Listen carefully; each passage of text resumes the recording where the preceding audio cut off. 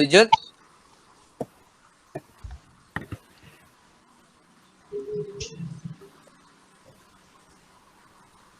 Apa mau bertanya? Ya, tafadhal. Uzkur asmaikum. Maaf. Saya Mutia Fidin, mahasiswi semester 7 dari Sekolah Tinggi Islam Al-Mu'min Surakarta. Ingin menanyakan, berkaitan dengan kurikulum mutakhir, bagaimana cara pengajar seperti kami untuk menghadirkan kurikulum terbaik atau kurikulum ideal sehingga target belajarnya dapat dicapai. Bisa terdengar? Marwatan sanian. Oh, naam. Marwatan sanian. Naam. Berkaitan dengan kurikulum mutakhir, bagaimana cara pengajar yang bukan penutur asli untuk menghadirkan kurikulum terbaik atau kurikulum ideal sehingga target belajar dapat tercapai? Oh, ya. Naam. Ustaz? Tafadhal. ممكن قليلا ترجمة قليلا. نعم. السؤال أستاذ. نعم. أستاذ الدكتور آسف تفضل. طيب ترجم أولا السؤال من أختنا متيافدين لأستاذ دكتور نظير. أولا لرئيس الجلسة ما الأسئلة المقصودة بالسائلة. يمكن سأترجم أستاذ مسلم. طيب كما قد استمعنا من هذا السؤال يعني ما معنى إحسان المنهج في الحقيقة تعني المنهج الذي يساعد المعلم والمتعلم للحصول على النتيجة العليا في عملية التدريس. كما قد تعلمنا عنفا من بحثك عرفنا كثير من العلوم، مثلا هناك موجود العوامل التي تؤثر على خلق منهجية جيدة، ثم هناك موجود المبادئ الأساسية لماذا نحن ينبغي أن نطور المنهج، وكذلك الآخر مثلا أسس في اختيار منهج جيد. لذلك لجميع هذه العوامل ما من أحسن المنهج الذي يساعدنا في الحصول على النتيجة في التدريس. يمكن هذا السؤال. شكرا جزاك الله خير دكتور. نعم. طيب اختيار المنهج يرتبط بأشياء كثيرة. اختيار المنهج المناسب نعم. أولا مثلا أختنا متيا نعم. في أي مرحلة؟ هل في مرحلة الأساس؟ هل في مرحلة هي تعلم في الابتدائية أو تعلم في المتوسطة أو تعلم مستوى المتعلمين؟ مستوى المتعلمين هل هم في المدرسة الابتدائية أو في المدرسة المتوسطة أو في المدرسة الثانوية أو في الجامعة أو في الدراسات العليا في الماجستير أو في الدكتوراه؟ ما هو مستواهم؟ ثانيا الهدف من تعلم اللغة. الهدف من تعلم اللغة يعني مثال كما ذكرت آنفا، مثلا في إنسان يريد من إندونيسيا يريد أن يعمل في البلاد العربية، يريد أن يعمل في البلاد العربية، ثم قال أنا أريد أن تعلموني اللغة العربية. إذا مباشرة سيكون السؤال الأول له: أنت لماذا تحتاج اللغة العربية هناك؟ مثلا يقول: أنا أريد فقط أن أذهب إلى العمرة، أريد أن أذهب إلى العمرة. إذا هذا سنختار له المنهج على حسب هدفه، هو يريد إلى العمرة. إذا نحن سنختار له منهج فيه يمكن 30-40 جملة، فيه 50 أو 60 كلمة، أنه هو فقط في العمرة يحتاج إلى هذه الجمل، يحتاج إلى هذه العبارات يستخدمها. هذا منهج. لماذا منهج؟ لأن فيه محتوى وله أهداف وله طريقة في تعليمه. نحن علمناه بالتكرار، حفظ وكرر وردد، وكذلك اختبرناه: أنت الآن تستطيع أن تذهب إلى العمرة. إذن اختيار المنهج المناسب أولا لابد نحن يا أستاذة موتيا أستاذة موتيا لابد تعرفي أولا ما هو أهداف المؤسسة التي أنت تعملين فيها. ثانيا، ما هو مستوى المتعلمين. ثالثا، كم عدد الحصص التي تعطى للغة العربية؟ كم عدد هذه الحصص؟ مثلا نحن عندنا 3 ساعات في الأسبوع، لا يمكن أن نختار منهجا يحتاج إلى زمن كثير، لابد أن نختار منهجا خفيفا فيه زمن قليل، وكذلك الطريقة المناسبة. إذن المنهج الذي نحن نختاره، أنا كمدرس عندما أريد أن أختار منهج، أنا لابد أن أرجع إلى الأهداف، لابد أن أرجع إلى الزمن، لابد أن أرجع إلى مستوى المتعلمين، لابد أن أرجع إلى البيئة التي أنا أعمل فيها،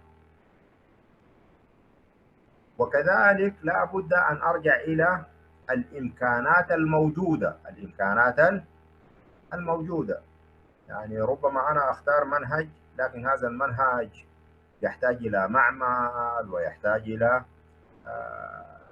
أجهزة غير موجودة عندي. إذا أنا لا أستطيع. يعني فاختيار المنهج الذي ربما يصلح في معهد أم القرى للمرحلة الثانوية أو للمرحلة العالية، لا يصلح لمعهد الحكمة. لماذا؟ لأن الظروف تختلف بين المعهدين. هذا المعهد يعطي اللغة وقتا واسعا ويعطيها اهتماما كبيرا وله أهداف كبيرة فيها. المعهد الثاني يعطيها وقتا قليلا وليس له أهدافا كبيرة فيها. إذن على المدرس، ونحن نرجع إلى كفاءة المدرس، يعني أنا كنت ربما أيضا سئلت هذا السؤال في معهد أم القرى في طاسك ملايا.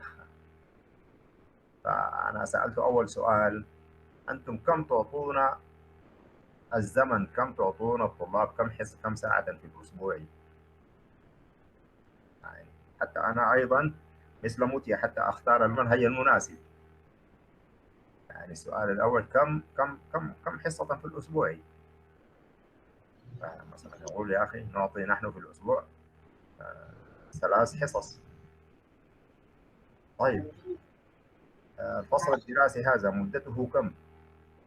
هل أنتم 16 أسبوع؟ هل 20 أسبوع في السمستر الواحد؟ كم؟ نحن عندنا السمستر ندرس 20 أسبوع. طيب إذا 20 في 3، إذا هذا يساوي 60 حصة. كم زمن الحصة؟ هل هي 35 دقيقة؟ هل هي 40 دقيقة؟ هل هي الحصة 60 دقيقة؟ كم؟ لابد يكون واضحا من البداية. الحصة 40 دقيقة. طيب مستوى الطلاب، أنا كمدرس أدخل الفصل اليوم الأول فقط للتعارف مع الطلاب فقط، لا تدرس شيئا. يعني بطريقتك الذكية تستطيع أن تدخل إلى الفصل، تجلس مع الطلاب حصة كاملة، تتحدث معهم مع هذا مع هذا، تعطيهم اقرأ هذا، اكتب هذا، ماذا فهمت من هذا. لماذا؟ هذا تقييم المستوى، تقييم المستوى. تقيم مستوى طلابنا أنهم يعني مستواهم هذا. إذا أنا ماذا سأختار لهم؟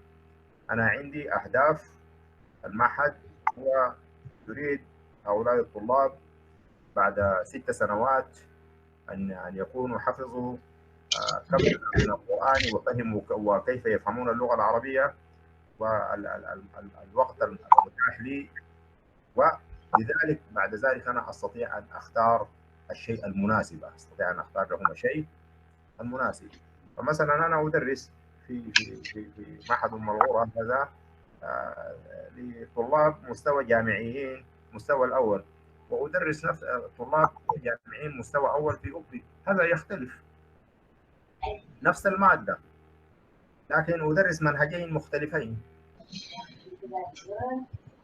مثلا يعني أنا أطلب تدريب مهارة الاستماع والكلام، لكن وجدت أن هؤلاء يحتاجون شيئا وهؤلاء يحتاجون شيئا، مع أن صحيح هذا السمستر الأول وهذا السمستر الأول، وهؤلاء الطلاب أعمارهم سواء ومستوى هؤلاء بعد الثانوي سواء. لكن إذا يعني هذا المدرس حقيقة منذ يعني كلف يعني أمره المدير أو كلفه بتدريس شيء معين، لا بد أن يسأل هذه الأسئلة، ولا بد أن يدخل الفصل بنفسه، ولا بد أن يختار الشيء المناسب لهم. بعد نحن دخلنا الفصل وتحدثنا معهم، عرفنا مستواهم في مستوى فهمهم للمسموع كيف، مستوى مهارتهم في الكلام كيف، مستوى قراءتهم كيف. أعطيناهم اقرأ هذا اقرأ هذا اقرأ، فماذا فهموا، كتابة قليل. نحن نستطيع أن نحدد ماذا نعطيهم، لأن نحن لدينا كثير من الكتب والمناهج. نحن ربما لا نختار هذا الكتاب ولا نختار هذا الكتاب، لكن ربما أنا أختار درسا من هذا الكتاب ودرسا من هذا الكتاب ودرسا من هذا الكتاب لأنها مناسبة لمستواهم. هذا إذا كان المعهد أو المؤسسة تعطينا حرية الاختيار. إذا تعطينا حرية الاختيار. إذا لا تعطينا حرية الاختيار، المدرسة هي فقط مباشرة أعطتني الكتاب وقالت درس هذا الكتاب للمستوى. أنا كمدرس لابد أيضا أن أرجع إلى عدد الحصص وإلى مستوى الطلاب ومعرفتهم، ثم أنا أختار اختيارا من هذا الكتاب، اختار لهم ما يناسبهم حتى لا نضيع الزمن. يعني ربما في هذا الكتاب موجود موضوعات كثيرة هي أكبر من عقولهم، لأن نحن لابد أن نراعي المستوى الفكري. أحيانا بعض المناهج نجد فيها موضوعات لا تناسب عقلية الطالب، يعني أنا كثير من هذه نحن نترك، ماذا يستفيد منها الطالب؟ هذه تجعله يشعر بالصعوبة فقط. فنحن لا بد أن نختار المستوى الذي يناسب فكر الطالب، الذي يناسب سن الطالب، الذي يناسب ثقافة الطالب لا بد أن يكون للمدرس الحرية في الاختيار، إما من الكتاب الذي أعطته إليه المدرسة أو باختياره هو. لذلك نحن لا نستطيع أن نقول هذا المنهج مناسب أو أفضل المناهج، لا، لأن هذا له ظروفا خاصة، له يعني ظرفه الزماني وظرفه المكاني والمستوى، وهذه أشياء كلها لا بد نحن أن نضعها في حسباننا، فهمت مدير؟ طيب. مفهوم لكم جميعا إن شاء الله. Syukran jazilan syukri, Ustaz. Sedikit mungkin membantu pada peserta yang lain dari yang disampaikan oleh Syekh Nadir, itu luar biasa sekali.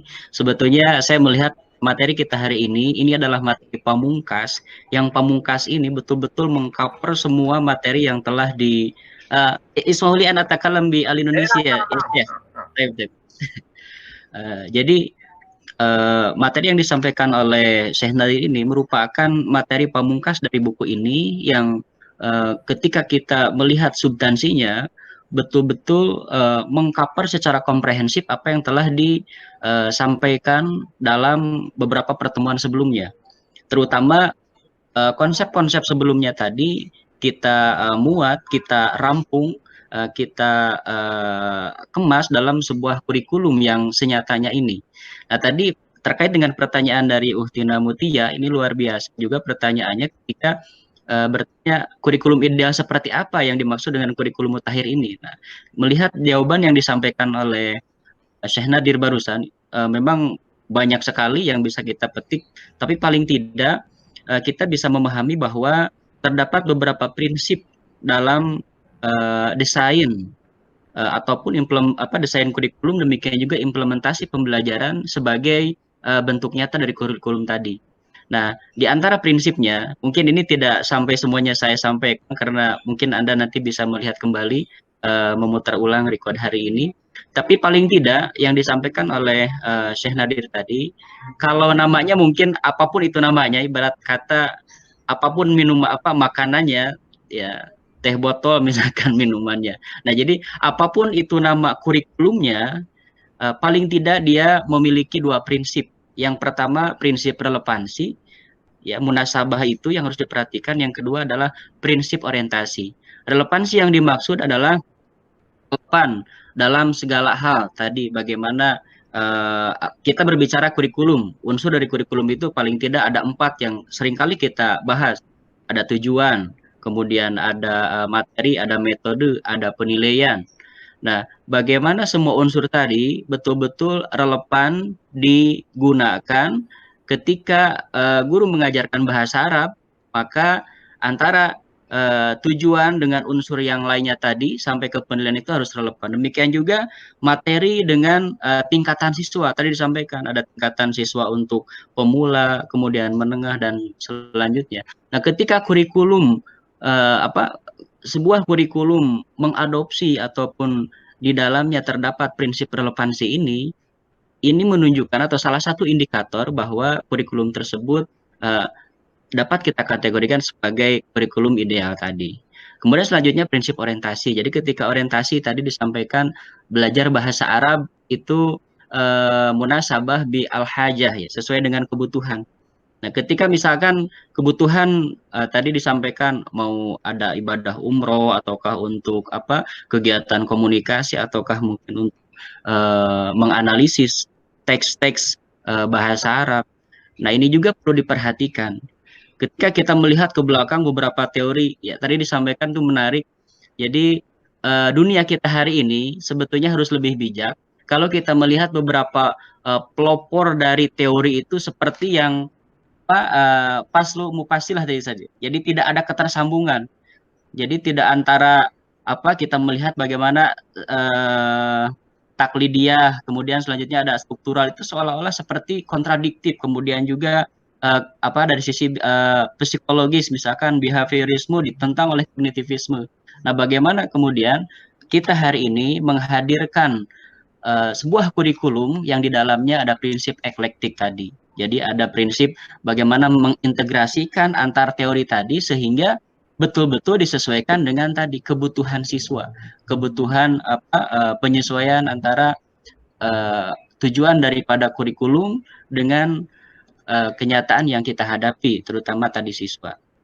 Jadi tadi ya, prinsip relevansi, prinsip orientasi itu perlu ditanamkan ketika kita mendesain kurikulum, demikian juga mempraktekkannya dalam kegiatan pembelajaran yang senyatanya.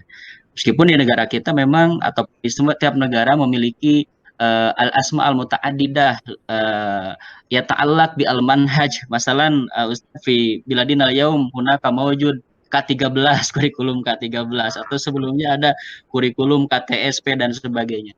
Namun demikian itu semua tagir ya ta'allaq bil manhaj bil husul ala al-fa'alah fi tadris. Jadi pada prinsipnya ini untuk memperoleh bagaimana pembelajaran ini betul-betul dapat tercapai targetnya dengan baik. Mungkin itu sedikit Ustaz menambahkan.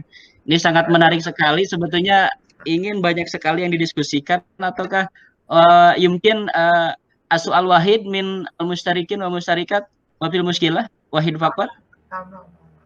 Ada lagi yang mau bertanya? Mungkin satu saja. Ini sebetulnya sudah melewati batas, tapi karena tadi ada sedikit gangguan. Mungkin ada yang mau bertanya terakhir?